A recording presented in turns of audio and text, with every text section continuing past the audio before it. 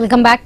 ఇష్టం వచ్చినట్లు మాట్లాడితే చూస్తూ ఊరుకోబోమని మంత్రి జూపల్లి కృష్ణారావు ఆరోపించారు. పార్టీ ప్రతిష్టను కాపాడుకోవడం కోసమే కేసీఆర్ బయటకు వచ్చారని విమర్శించారు. పాలమూరు ప్రాజెక్టు సమస్య గురించి కాదని అన్నారు.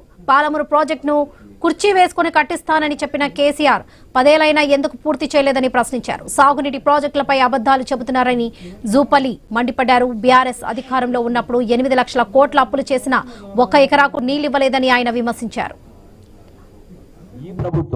ఈ ప్రభుత్వం దద్దమ్మ ప్రభుత్వం, ఈ ప్రభుత్వం కాదు.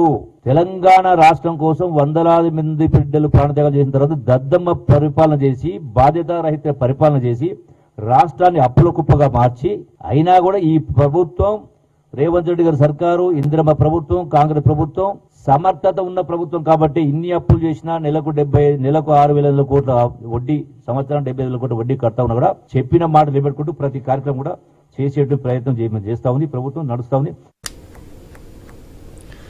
కోట్ల రూపాయలతో కాళేశ్వరం కట్టి ఆగమాగం చేశారని మంత్రి పొన్నం ప్రభాకర్ అన్నారు. కేసీఆర్ ఏమైనా చెప్పాలనుకుంటే అసెంబ్లీ సమావేశాలకు హాజరై మాట్లాడాలని కోరారు. అడ్డగోలుగా మాట్లాడితే తాము ఊరుకోబోమని హెచ్చరించారు. తెలంగాణ అభివృద్ధి కోసమే తాము పనిచేస్తున్నామని తెలిపారు. కేంద్ర మంత్రిగా కిషన్ రెడ్డి ఏం చేశారో చెప్పాలని డిమాండ్ చేశారు. సర్పంచ్ ఎన్నికల్లో ప్రజలు బీజేపీని తిరస్కరించారని విమర్శించారు. స్ట్రగుల్ ఫర్ ఎగ్జిస్టెన్సీ, ఉనికిని కాపాడుకోవడానికి మీరు రాగానే తోలు తీస్తామంటే ఇక్కడ మేము ఇప్పి తోలు చూపెట్టి మీకు ఇవ్వడానికి సిద్ధంగా లేం. మేం తప్పకుండా మా ప్రభుత్వం ప్రజలకు అనుగుణంగా, ప్రజా ఆలోచనకు అనుగుణంగా, ప్రజా పాలన పేరు మీద ప్రభుత్వాన్ని కొనసాగిస్తా ఉన్నాం. ఎవరు పడితే ఏది పడితే అది మాట్లాడితే చూస్తూ ఊరుకోవడానికి లేం. బరాబర్గా ప్రజలకు జవాబుదారి చెప్తాం. ప్రజలు తోలు తీస్తే, బరాబర్ పొరపాటు చేస్తే దానికి అంగీకరిస్తాం. తోలు తీసే హక్కు ప్రజాస్వామ్యంలో ప్రజలకు మాత్రమే ఉంది.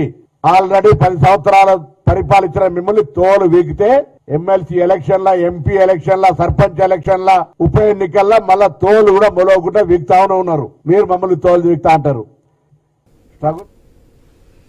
పాలమూరు ప్రాజెక్టుపై కేసీఆర్ చెప్పేవని అబద్దాలేనని మంత్రి వాకిటి శ్రీహరి అన్నారు. ఉనికి కోసమే ఆయన బయటకు వచ్చారని మండిపడ్డారు వాకిటి శ్రీహరి.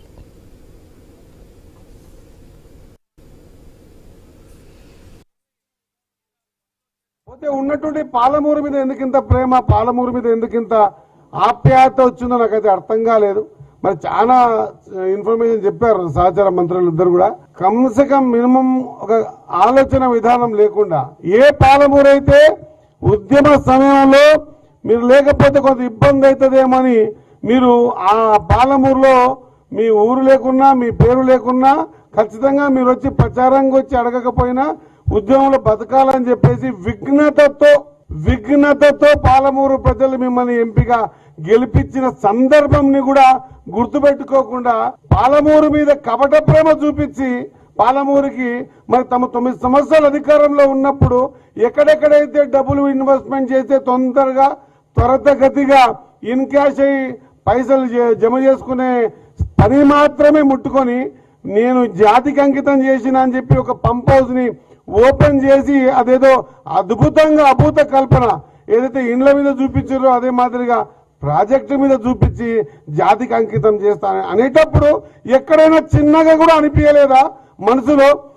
పోతే ఉన్నటువంటి పాలమూరు మీద ఎందుకింత ప్రేమ, పాలమూరు మీద ఎందుకింత ఆప్యాయత వచ్చిందో నాకైతే అర్థం కాలేదు.